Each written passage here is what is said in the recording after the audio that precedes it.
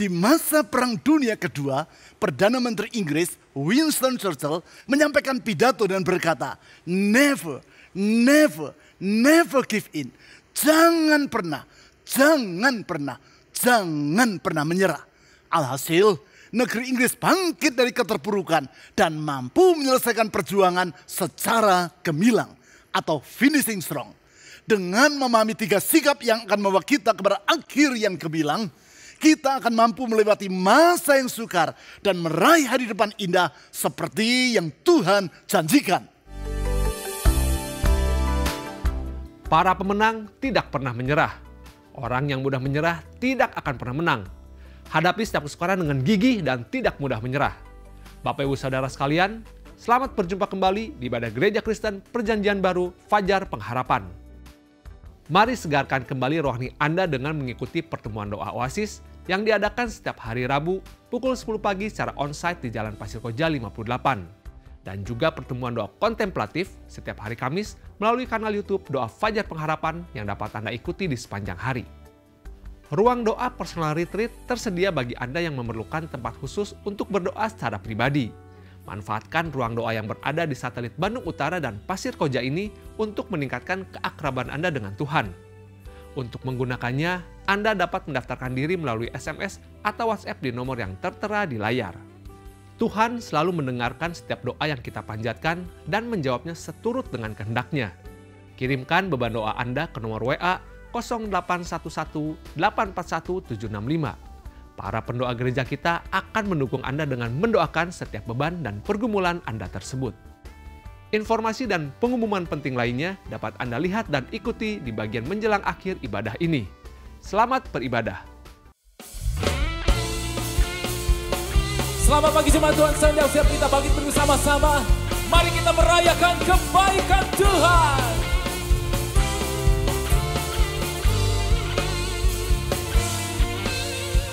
Di hadapan kemegahan-Mu, ku datang menyembah-Mu, membawa hatiku, membawa hidupku. Ku teringat kasih setia-Mu di dalam tiap langkahku. Sungguh Engkau baik di dalam hidupku. Engkau baik, teramat baik. Engkau baik, teramat baik. Engkau baik, teramat baik. Engkau baik, teramat baik.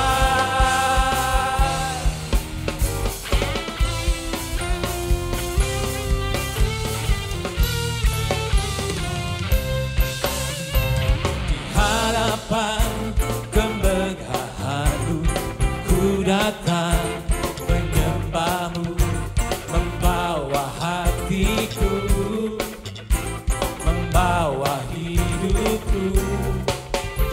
Ku teringat kasih setia-Mu di dalam tiap langkahku. Sungguh Engkau baik, amin, di dalam hidupku. Katakan, Engkau baik, teramat baik. Engkau baik, teramat baik. Engkau baik, Engkau baik, teramat baik. Engkau baik, teramat baik. Ku naikkan ucapan syukurku padamu Yesus Tuhan.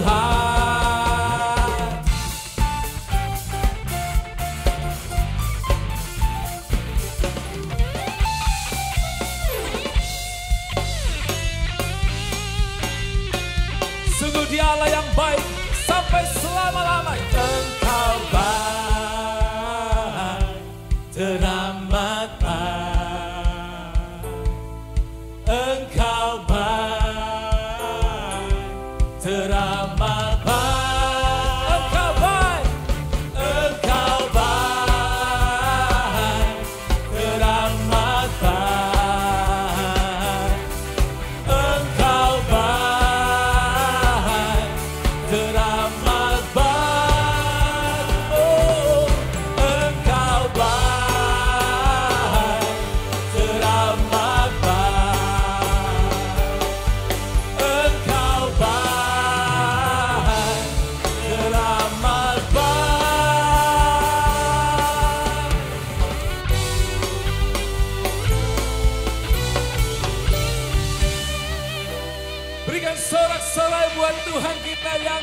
luar biasa baik.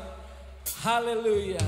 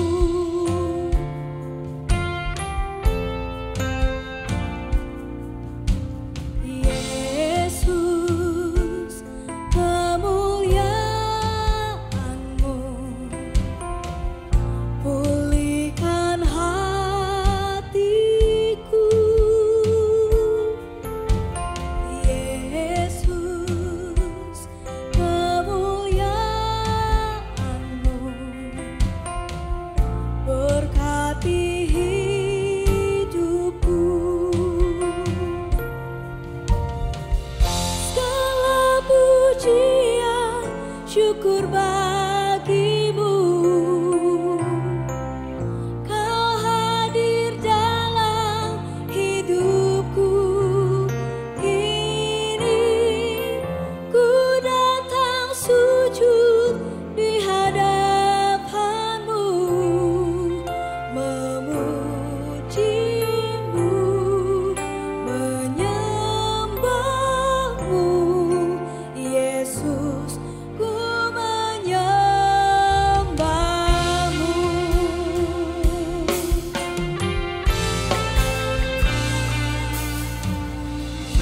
Yesus, kemuliaan-Mu pulihkan hatiku.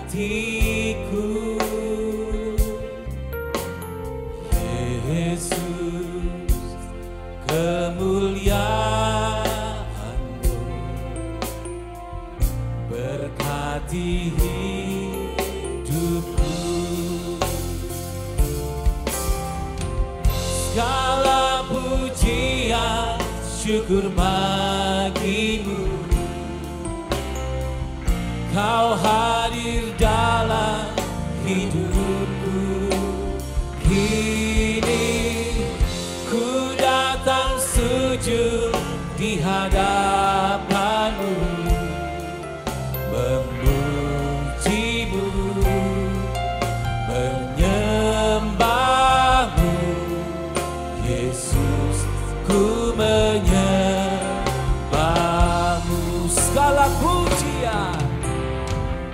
Segala pujian syukur bagimu,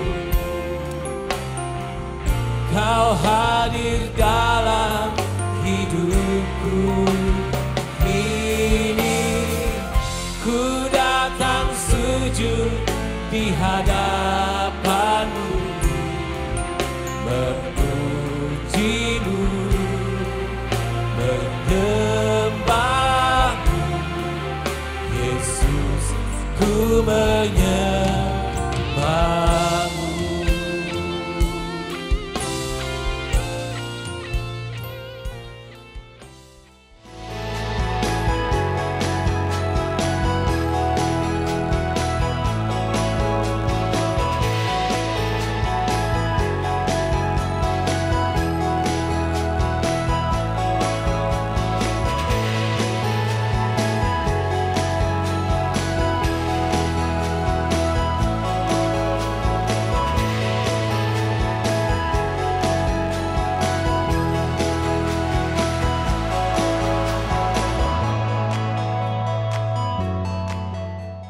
Tiga setengah tahun yang lampau, yaitu di awal bulan April tahun 2020, saat itu sudah 3 minggu secara berturut-turut, ibadah dari gereja kita dilaksanakan secara online.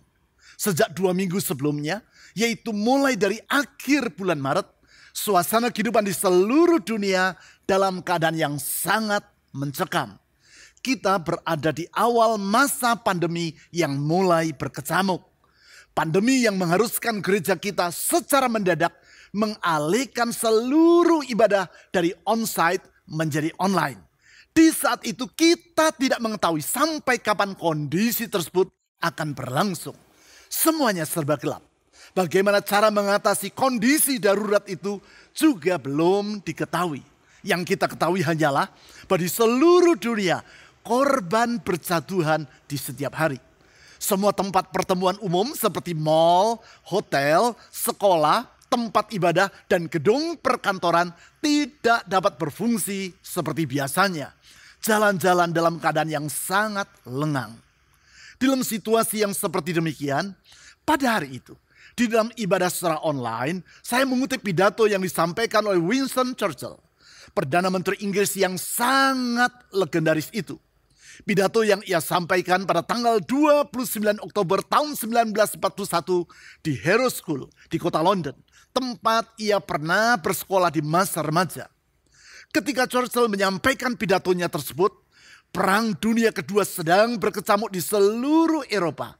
Dan Inggris dalam keadaan babak belur karena diserang secara mendadak oleh tentara Nazi Jerman. Di dalam keadaan yang sangat sulit itu, Winston Churchill menyampaikan pidatonya seperti berikut. You cannot tell from appearances how things will go. But for everyone, surely, what we have gone through in this period, surely, from this period of 10 months, this is the lesson. Never give in. Never give in. Never, never, never, never, in nothing, great or small, large or petty. Never give in except to convictions of honor and good sense. Apabila saya terjemahkan potongan pidato itu secara bebas, artinya adalah dari apa yang nampak secara lahiriah, kita tidak akan dapat mengetahui bagaimana keadaan ini nantinya.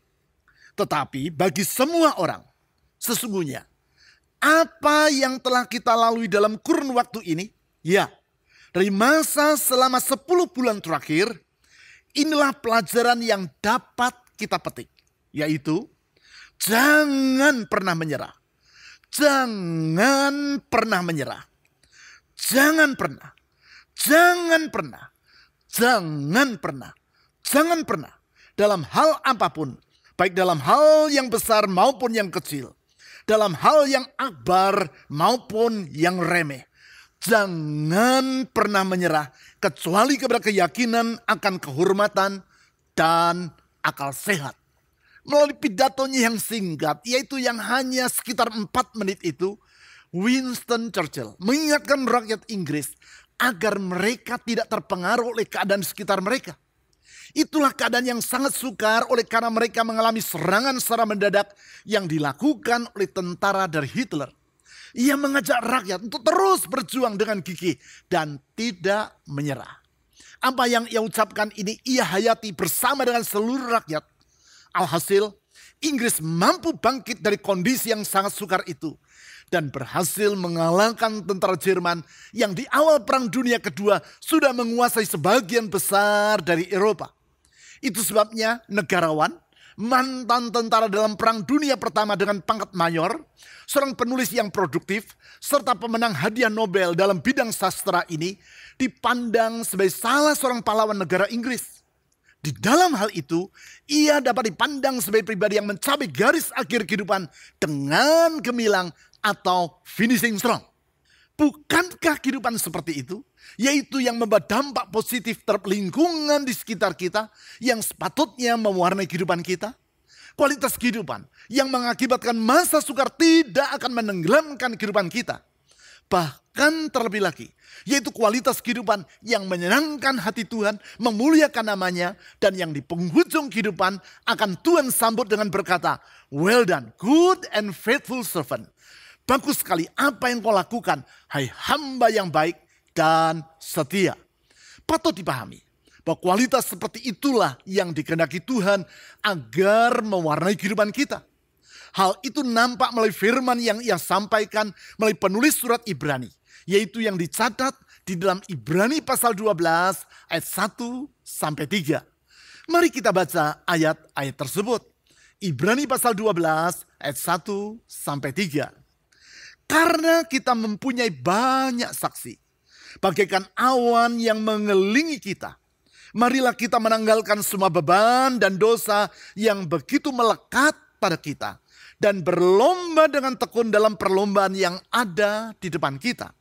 Marilah kita melakukannya dengan mata yang tertuju kepada Yesus, perintis iman, dan yang membawa iman itu kepada kesempurnaan, yang dengan mengabaikan kehinaan, tekun memikul salib demi sukacita yang ada di depan Dia, yang sekarang duduk di sebelah kanan tahta Allah.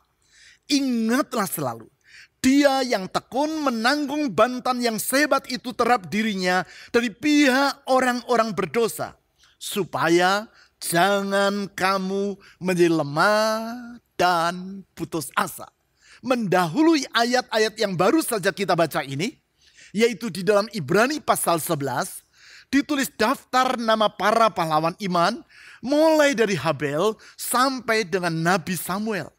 Mereka itulah yang di dalam Ibrani pasal 12 ayat 1 disebut sebagai para saksi yang bagaikan awan yang mengelilingi kita. Selanjutnya, penulis surat Ibrani menggambarkan kehidupan kita, para pengikut Kristus, bagaikan orang yang sedang berada dalam suatu perlombaan.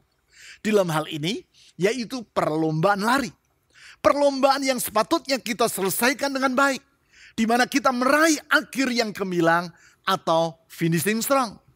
Berdasarkan ayat-ayat yang selanjutnya itu, maka kita dapat mengambil kesimpulan bahwasanya hidup dengan akhir yang gemilang tidaklah terlepas dari yang pertama, prioritas kehidupan kita. Saya ulang, yang pertama, hidup dengan akhir yang gemilang tidaklah terlepas dari apa yang menjadi prioritas kehidupan kita.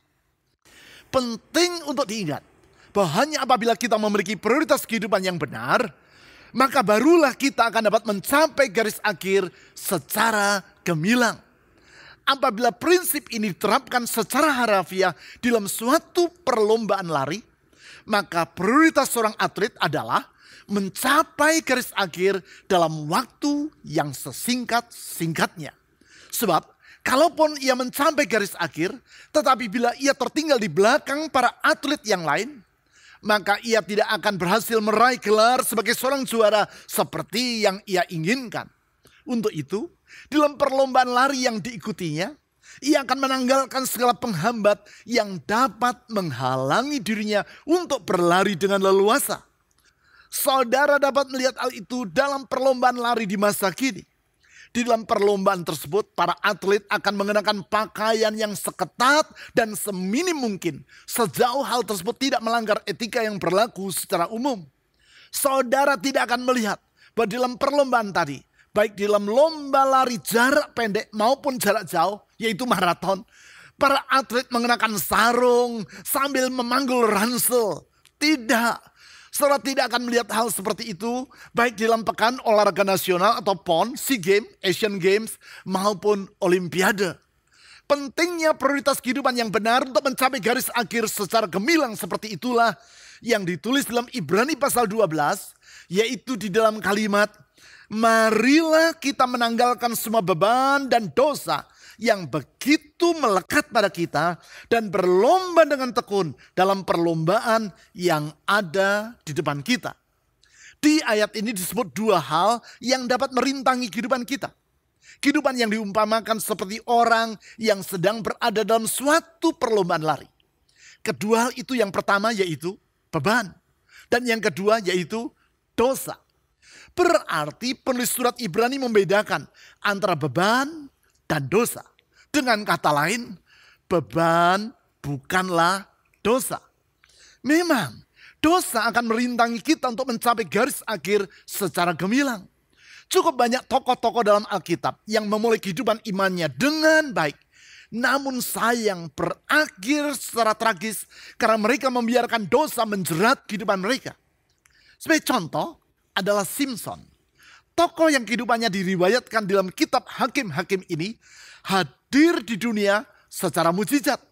Tentang hal itu, Allah melalui malaikatnya menyampaikan berita kepada seorang perempuan yang mandul bahwa ia akan mengandung dan akan melahirkan seorang pahlawan bagi Tuhan. Allah menggenapi janjinya itu dan lahirlah Simson. Bukan itu saja, Allah juga memakai pribadi yang perkasa ini untuk mengalahkan bangsa Filistin yang memusuhi umat Allah. Namun sayang, karena Simson membiarkan dosa menjerat dirinya, sehingga di akhir kehidupannya ia kehilangan kekuatannya dan ditawan oleh orang-orang Filistin. Matanya dibutakan dan ia dijadikan budak di dalam penjara. Bahkan seperti yang ditulis dalam Hakim-Hakim pasal 16 ayat 25, ia dijadikan tontonan untuk menghibur orang Filistin. Atau dalam Alkitab Bahasa Indonesia terjemahan baru edisi ke-1 disebut bahwa ia menjadi seorang pelawak untuk menghibur orang-orang Filistin. Suatu akhir kehidupan yang sangat ironis dan bukan gemilang. Kembali kepada Ibrani pasal 12 ayat 1 tadi. Apakah yang dimaksudkan dengan beban di situ? Apabila di ayat tersebut beban dibedakan dari dosa, maka dapat disimpulkan bahwa beban adalah segala hal yang walaupun bukan merupakan dosa, tetapi dapat merintangi kita untuk hidup secara efektif. Sebagai contoh tentang hal itu adalah hobi. Tentu tidak semua hobi merupakan hal yang berdosa. Memang ada hobi atau kesukaan tertentu yang merupakan suatu dosa. Seperti misalnya hobi mencuri. Jelas hal itu merupakan suatu dosa. Tetapi ada juga hobi yang lain seperti bermain catur. Hal ini bukanlah suatu dosa. Hanya saja pada batas tertentu ia akan mengakibatkan kehidupan kita tidak efektif, bahkan dapat menumpulkan kerohanian kita. Hal itu saya alami ketika saya duduk di bangku SMA. Pengalaman yang pernah saya ceritakan di dalam khotbah saya. Di masa itu saya sangat gemar bermain catur. Setiap pagi sebelum berangkat sekolah, teman saya datang ke rumah dan kami bermain catur terlebih dulu. Sementara guru mengajar di dalam kelas, saya dan teman saya dengan sembunyi-sembunyi bermain catur. Yaitu dengan menggunakan catur bermagnet. Supaya papan catur dapat dipindah-pindahkan tanpa buah-buah catur bergeser. Sepulang dari sekolah, kami bermain catur lagi sampai larut malam. Setiap hari saya melakukan hal itu. Sampai beberapa bulan kemudian, pada satu titik, saya melihat bahwa saya tidak dapat memikirkan hal yang lain kecuali memikirkan catur. Sementara makan, benak saya memikirkan catur. Ketika akan tidur, saya memikirkan catur. Bahkan ketika sudah tidur pun, saya bermimpi sedang bermain catur. Ketika berdoa, pikiran saya membayangkan papan catur. Ketika membaca Alkitab, huruf-huruf dalam Alkitab berubah menjadi rumus-rumus catur. Di saat itu saya menyadari bahwa bermain catur telah mengakibatkan hidup saya menjadi tidak efektif dan kerohanian saya menjadi tumpul. Sejak saat itu saya tidak bermain catur lagi sampai sekarang. Artinya, walaupun bermain catur bukan merupakan suatu perbuatan dosa. Namun, apabila dilakukan dengan prioritas kehidupan yang keliru, maka hal itu akan menjadi beban yang menghambat dan merintangi kita untuk mencapai garis akhir secara gemilang. Tentu dalam hal ini, hobi tersebut bukan hanya bermain catur saja, tetapi juga dapat dalam bentuk berbagai macam hobi dan kegiatan lainnya. Di sisi yang lain, prioritas yang benar, yaitu yang membawa hidup kita berakhir secara gemilang, dapat kita saksikan dalam diri Eric Liddell, atlet lari dari Inggris dan pemegang rekor nasional Inggris untuk lari 100 meter. Prioritas yang benar yang ia tunjukkan di dalam Olimpiade Paris tahun 1924. 6 bulan sebelum pertandingan Olimpiade dimulai, Eric Liddell menerima jadwal pertandingan. Sewaktu ia mengetahui bahwa lomba lari 100 meter akan dipertandingkan pada hari Minggu, ia menolak untuk ikut bertanding. Bagi Eric, hari Minggu adalah hari untuk beribadah. Dan ia menilai bahwa ibadah kepada Tuhan harus ia prioritaskan karena lebih penting daripada medali emas Olimpiade. Masyarakat Inggris merasa sangat kecewa terhadap keputusan yang ia ambil. Surat-surat kabar Inggris menjuluki dirinya sebagai seorang pengkhianat bangsa. Sebab hampir dapat dipastikan bahwa Eric akan memenangkan medali emas dalam lomba lari 100 meter tersebut. Putra mahkota kerajaan Inggris berusaha membujuk Eric Liddell. Namun dengan tegas ia menjawab, I am not running. Saya tidak akan berlari. Akhirnya terpaksa Komite Olimpiade Inggris mengikutkan Eric Liddell dalam mata lomba lari 400 meter yang sebenarnya bukan merupakan keahliannya. Pada saat Eric Liddell berjalan menuju garis start dalam perlombaan lari 400 meter itu, seorang tim Olimpiade dari Amerika Serikat menyelipkan secari kertas ke tangannya. Pada kertas itu tertulis kutipan firman Tuhan dari 1 Samuel pasal 2 ayat 30, yaitu siapa yang menghormati aku akan kuhormati. Dengan menggenggam kertas yang berisi janji Tuhan tersebut, Eric Liddell berlari. Ia memenangkan pertandingan, merebut medali emas untuk lari 400 meter dan memecahkan rekor Olimpiade.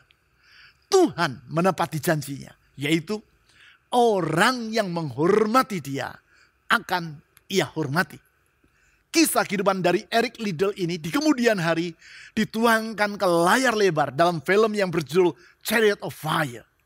Memang orang yang memprioritaskan hal yang benar akan mencapai garis akhir secara gemilang atau finishing strong. Selanjutnya yang kedua, hidup dengan akhir yang gemilang tidaklah terlepas dari ketekunan kita. Saya ulang, yang kedua. Hidup dengan akhir yang gemilang tidaklah terlepas dari ketekunan kita. Yang saya maksudkan di sini adalah ketekunan di dalam memenuhi rancangan Tuhan bagi hidup kita masing-masing. Hal ini perlu saya kemukakan. Sebab pada dasarnya tidak ada orang yang tidak bertekun. Semua orang, siapapun yang bersangkutan, pasti bersifat tekun. Yang membedakan hanyalah dalam hal apa ia bertekun. Ada orang yang bekerja dengan tekun, tetapi ada juga yang bermalas-malasan dengan tekun. Apabila orang yang pertama dengan tekun mengisi waktunya dengan hal-hal yang berharga dan bermanfaat, maka yang dilakukan oleh orang yang kedua adalah melamun dengan tekun, tidur dengan tekun, mengobrolkan hal-hal yang tidak bermutu dan tak berguna dengan tekun, ngegosip dengan tekun, dan tidak melakukan apa-apa dengan tekun. Sama-sama tekun, tetapi buah yang dihasilkan oleh ketekunan itu adalah sangat berbeda. Ketekunan di dalam memenuhi rancangan Tuhan seperti yang saya kemukakan tadi, ditulis dalam Ibrani pasal 12 ayat 1 sebagai berikut. Dan berlomba dengan tekun dalam perlombaan yang ada di depan kita. Dalam Alkitab bahasa Inggris, English Standard Version, kalimat tersebut diterjemahkan sebagai berikut. Let us run with endurance the race that is set before us. Marilah kita berlari dengan tekun di dalam perlombaan yang ditetapkan di hadapan kita. Ayat tersebut menunjukkan bahwa bagi masing-masing pengikutnya, Tuhan Yesus menetapkan perlombaan yang harus mereka tempuh. Perlombaan lari yang berbeda-beda, yaitu sesuai dengan panggilan Tuhan yang berbeda-beda untuk setiap orang. Sebagaimana ada cabang lomba lari 100 meter, 200 meter, 400 meter, 800 meter, 1500 meter, bahkan 10.000 meter dan 42 kilometer. Demikianlah panggilan Tuhan untuk setiap orang beraneka rupa. Hal tersebut dikemukakan Rasul Paulus dalam 1 Korintus pasal 12 dengan menggambarkannya seperti kepelbagaian anggota tubuh yang memiliki karunia dan fungsi yang berbeda-beda. Kebenaran ini dapat kita lihat dalam kehidupan sehari-hari. Ada orang yang dipanggil Tuhan untuk menjadi seorang pengusaha. Ada pula yang dipanggil Tuhan untuk menjadi seorang ibu rumah tangga. Ada orang yang dipanggil Tuhan untuk menjadi seorang gembala jemaat. Dan ada pula yang dipanggil Tuhan untuk menjadi seorang seniman. Di luar itu masih ada panggilan Tuhan lainnya dalam bentuk berbagai macam profesi yang tak terhitung jumlahnya. Yang diperlukan di sini adalah kita harus mengetahui apakah rencana atau panggilan Tuhan bagi diri kita serta mengerjakan panggilan tersebut secara tekun. Hanya dengan demikian, barulah kita akan dapat mencapai garis akhir sebagaimana yang seharusnya. Ketekunan seperti itulah yang ditunjukkan oleh Cliff Young dalam lomba lari ultramaraton Australia pada tahun 1983. Itulah lomba lari sejauh 875 km dengan garis start di kota Sydney dan dengan garis finish di kota Melbourne. Lomba lari yang dipandang sebagai salah satu ultramaraton yang terberat di dunia. Untuk menempuh jarak sejauh itu, para atlet harus berlari selama 5 hari. Mereka adalah para atlet kelas dunia yang berlatih secara khusus dan rata-rata usia mereka adalah 30 tahun. Sedangkan Cliff Young bukan seorang atlet, namun seorang petani yang berusia 61 tahun. Dalam perlombaan tersebut, ia tidak mengenakan pakaian olahraga, namun mengenakan overall, yaitu pakaian kerja yang biasa digunakan oleh para peternak. Selain itu, ia juga tidak mengenakan sepatu olahraga, namun mengenakan sepatu boot yang biasa digunakan untuk bekerja di peternakan. Sebagai akibat, anggota panitia perlombaan menertawakan Cliff Young dan mengira bahwa ia mengikuti perlombaan ini hanya untuk bergurau. Perlombaan dimulai dan para atlet mulai berlari. Para penonton menertawakan gaya lari dari Cliff Young karena ia bukan berlari seperti layaknya seorang atlet yang terlatih, namun dengan sedikit tersaruk-saruk. Alhasil, Cliff tertinggal jauh di belakang. Dalam perlombaan ultramaraton, para atlet berlari selama 18 jam per hari. Kemudian mereka beristirahat dan tidur selama 6 jam sebelum keesokan harinya berlari lagi. Hal tersebut tidak dipahami oleh Cliff Young. Sebagai akibat, ia terus berlari sepanjang hari dan di sepanjang malam tanpa berhenti untuk beristirahat dan tidur. Malam hari, ketika semua atlet sedang beristirahat, ia terus berlari. Selama 5 hari, ia terus berlari tanpa henti. Sebagai akibat, di hari yang terakhir, ia melewati semua pelari kelas dunia yang berusia jauh lebih muda daripada dirinya. Ia tiba di garis finish dengan memecahkan rekor lomba ultramaraton Australia, yaitu 10 jam lebih cepat dibandingkan pelari di urutan kedua. Apakah yang menjadi kunci kemenangan dari Cliff Young dalam perlombaan ini? Ketekunan dan kegigihan dirinya. Ia terus berjuang dan berlari walaupun sudah tertinggal jauh di belakang para atlet lainnya. Ia terus berjuang mengalahkan rasa lelah dalam dirinya. Ia terus berlari dengan tekun dan tidak menyerah terhadap tantangan. Alhasil, ia mencapai garis akhir dengan gemilang. Patut diingat bahwa hidup ini tidaklah terlepas dari kesukaran. Tetapi seperti kata pepatah dalam bahasa Inggris, winners never quit, quitters never win. Para pemenang tidak pernah menyerah. Orang yang mudah menyerah tidak akan pernah menang. Oleh sebab itu, apapun kesukaran yang kita hadapi dalam hidup ini, jangan pernah menyerah. Never give in. Never, never, never give in. Prinsip ini membawa kita kepada pelajaran yang ketiga, yaitu bahwa hidup dengan akhir yang gemilang tidaklah terlepas dari arah pandang kita. Saya ulangi. Yang ketiga, hidup dengan akhir yang gemilang tidaklah terlepas dari arah pandang kita. Kemana mata kita memandang, di sana hidup kita akan berakhir. Kalau arah pandang kita keliru, maka kita akan tiba di sasaran yang salah. Hal itulah yang terjadi di sekolah dasar Grace Temple di kota Kingston, Jamaika pada tahun 2018. Hari itu, anak-anak yang masih berusia 6 tahun berlomba dalam lomba lari estafet 4 kali 100 meter.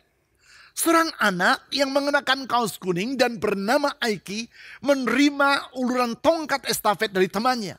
Ia berlari dengan cepat dan dengan penuh semangat meninggalkan lawannya yang berkaos biru. Ia memimpin jauh di depan. Teman satu timnya yang juga berkaos kuning dengan penuh antusias menantikan uluran tongkat estafet yang terakhir dari Aiki.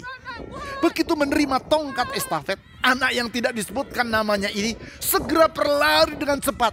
Hanya saja dengan arah yang keliru, yaitu yang bertolak belakang dengan arah yang seharusnya. Tentu saja sebagai akibat hari itu tim kaos kuning yang seharusnya keluar sebagai pemenang gagal menjadi juara. Mengapa? Karena arah pandang mata dari atlet yang keempat nih keliru. Seharusnya ia memandang ke arah garis finish, tetapi justru wajahnya menghadap ke garis start. Pentingnya arah pandang yang benar ini yang dikemukakan di dalam Ibrani pasal 12 ayat 2 dan 3. Di ayat 2 ditulis seperti demikian. Marilah kita melakukannya dengan mata yang tertuju kepada Yesus, perintis iman, dan yang membawa iman itu kepada kesempurnaan, yang dengan mengabaikan kehinaan tekun memikul salib demi sukacita yang ada di depan dia, yang sekarang duduk di sebelah kanan tata Allah. Di ayat ini ditulis, agar dalam menjalani kehidupan yang bagaikan perlombaan lari itu, kita melakukannya dengan mata yang tertuju kepada Yesus. Apakah yang dimaksudkan dengan kalimat itu? Di ayat 3 diberikan penjelasannya sebagai berikut. Ingatlah selalu, dia yang tekun menanggung bantahan yang sehebat itu terhadap dirinya dari pihak orang-orang berdosa, supaya jangan kamu menjadi lemah dan putus asa. Artinya, ketika dalam kehidupan ini saudara mengalami tantangan dan kesukaran, ingatlah selalu akan Tuhan Yesus yang dengan tekun telah menanggung penderitaan yang tidak seharusnya ia alami. Ketika saudara melakukan kebaikan dan sebagai akibat justru saudara disalah mengerti oleh orang lain, saudara dicerca dengan tidak pada tempatnya, atau bahkan difitnah secara semena-mena, ingatlah selalu akan Kristus yang dengan tekun menanggung cercaan dan fitnah yang sangat hebat terhadap dirinya. Di ayat 3 tadi diberikan alasannya, yaitu supaya jangan kamu menjadi lemah dan putus asa. Kalau dalam hidup ini saudara mengacu kepada keadaan sekitar saudara, bisa jadi saudara akan berputus asa, berhenti berjuang, mogok di tengah jalan, dan tidak pernah mencapai garis akhir secara gemilang. Tetapi kalau saudara memandang kepada Yesus, perintis iman dan pribadi yang membawa iman itu kepada kesempurnaan, maka saudara akan dikuatkannya. Ia akan menghibur saudara dan meneguhkan semangat juang dalam diri saudara. Pandanglah Yesus dan ingatlah selalu akan Dia yang tidak pernah mengecewakan orang yang berharap kepadanya. Di sepanjang bulan ini, kita telah belajar tentang hidup yang finishing strong, atau hidup yang berakhir secara gemilang. Itulah kehidupan yang tidak akan kita sesali, namun kita syukuri. Itulah kehidupan yang tidak sia-sia, namun berguna, bermakna, dan memuliakan nama Tuhan.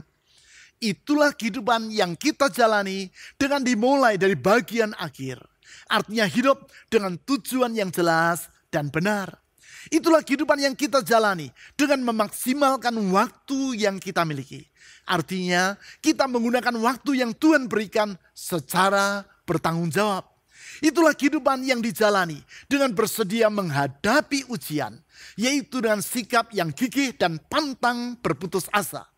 Itulah kehidupan yang kita lalui dengan sikap tidak menyerah terhadap kesukaran, namun dengan tekun berjuang sampai pada akhirnya. Keempat hal tersebut telah diteladankan oleh Tuhan Yesus dalam kehidupannya di dunia 2000 tahun yang lalu. Ia datang ke dunia dengan tujuan yang jelas, yaitu untuk membebaskan kita dari kehidupan yang sia-sia dan menjadikan kehidupan kita penuh dengan makna. Masa pelayanannya yang selama 3,5 tahun itu telah diisinya dengan hal-hal yang bermutu. Sehingga waktu yang singkat tersebut telah membawa dampak yang sangat besar terhadap kehidupan manusia sampai kepada hari ini. Dihadapinya ujian, bahkan penderita di kayu salib tanpa ia menoleh ke belakang. Dengan tekun ia memikul salib sampai pada akhirnya. Kehidupan Yesus merupakan teladan yang sempurna dari kehidupan yang finishing strong. Dengan meneladani kehidupan Tuhan Yesus, dengan mata yang tertuju kepadanya, dan dengan selalu mengingat akan Dia, mari kita jalani kehidupan yang hanya satu kali di dunia ini sebagai kehidupan yang tidak sia-sia. Sebaliknya, oleh pertolongan Roh Kudus dan oleh kemurahan dan anugerahnya, kita dapat mencapai garis akhir secara gemilang. Mari kita isi hari-hari, minggu-minggu, dan bulan-bulan di depan kita dengan kehidupan yang dapat kita pertanggungjawabkan di hadapan Tuhan. Sehingga di akhir tahun nanti, ketika kita menoleh ke belakang, kita tidak menyesal. Namun kita dapat bersyukur kepada Tuhan. Mari kita berdoa. Tuhan Yesus, Engkau teladan yang memberikan contoh bagi kami. Bagaimana harus kami hidup supaya kehidupan kami yang satu kali dunia ini bukan kehidupan yang sia-sia, tetapi kehidupan yang penuh dengan makna, menyenangkan hati Tuhan dan memuliakan nama-Mu. Tuhan Yesus, Engkau telah rela menanggung sengsara sampai mati di kayu salib untuk membebaskan kami dari kehidupan yang kelam, memerdekakan kami dari cengkraman dosa, dan membentangkan kehidupan yang baru. Kehidupan yang baru yang seharusnya kami isi secara bertanggung jawab. Yaitu kehidupan yang tidak sia-sia, tapi kehidupan yang menyenangkan hati-Mu sesuai dengan rancangan-Mu bagi hidup kami. Sehingga kehidupan kami yang satu kali dunia ini merupakan kehidupan yang tidak akan kami sesali, tetapi kami syukuri oleh karena anugerah dan pertolongan Tuhan. Tuhan Yesus, tolong kami untuk mampu mengisi hidup yang satu kali ini seperti demikian. Dan kami percaya kasih kuasa-Mu tidak pernah berubah. Engkau yang telah memulai perkara yang baik dalam hidup kami akan bekerja terus sampai akhirnya, sampai rencana-Mu genap dalam hidup kami. Dengan percaya kepada janji dan firman-Mu itu, saya berdoa, ulurkan tangan-Mu yang terus bekerja itu, mengangkat hidup kami, memulihkan hidup kami, menyembuhkan hidup kami. Tuhan Yesus, bukalah jalan di saat tiada jalan, memberikan pengharapan bagi mereka yang putus asa, karena di dalam Engkau selalu ada pengharapan. Sembuhkan yang sakit, pulihkan rumah tangga yang hancur, berikan masa depan bagi rumah tangga yang dalam keadaan berantakan. Tuhan Yesus, ulurkan tangan-Mu yang penuh dengan kasih dan berkat itu, mengangkat kehidupan kami. Oh Tuhan Yesus, kepadamu dan di dalam nama-Mu, yaitu di dalam nama Yesus Kristus, Tuhan dan Juru Selamat yang hidup, kami telah berdoa. Amin. Yesus, Yesus, Tuhan, mulia nama-Mu. Ku tinggikan, ku agungkan nama-Mu selama-lamanya. Yesus, Yesus, Tuhan, mulia nama-Mu. Ku tinggikan, ku agungkan nama-Mu selama-lamanya. Ku tinggikan, ku agungkan nama-Mu selama-lamanya. Berikut adalah beberapa informasi dan kegiatan gereja kita yang dapat Anda ikuti.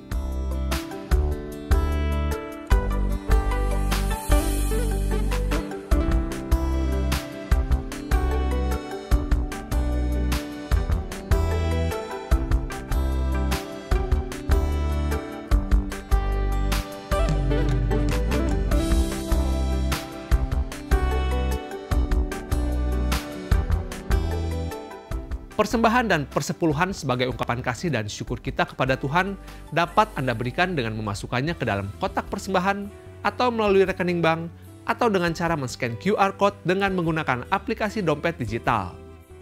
Ibadah online GKPB Fajar Pengharapan dapat Anda ikuti setiap saat mulai hari Sabtu pukul 5 sore melalui YouTube, website, dan aplikasi yang tertera di layar. Berbagai informasi penting lainnya dari gereja kita dapat Anda ikuti melalui website www.fajarpengharapan.net atau melalui aplikasi GKPB Fajar Pengharapan serta Instagram GKPB Fajar Pengharapan. Bapak Ibu Saudara sekalian, sehat selalu dan sampai jumpa minggu depan.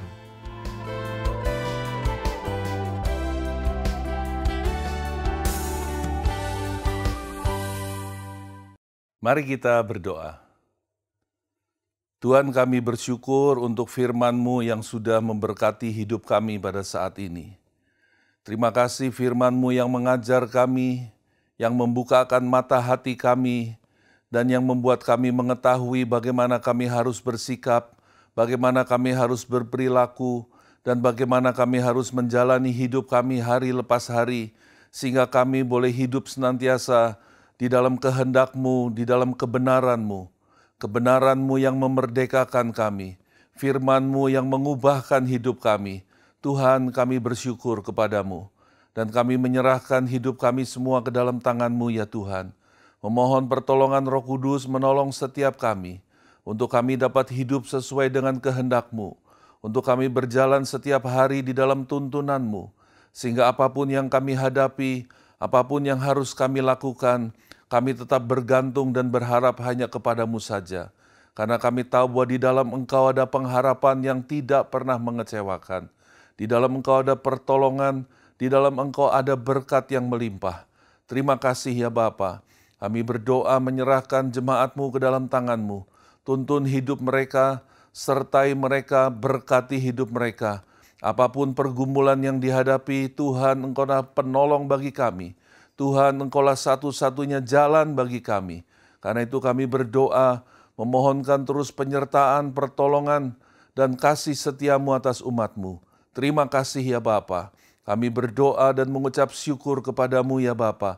Hanya di dalam satu nama saja, yaitu di dalam nama Tuhan Yesus Kristus. Amin. Syukur bagimu Tuhan, segala hormat bagimu Tuhan, Allah yang mengasihiku, Allah yang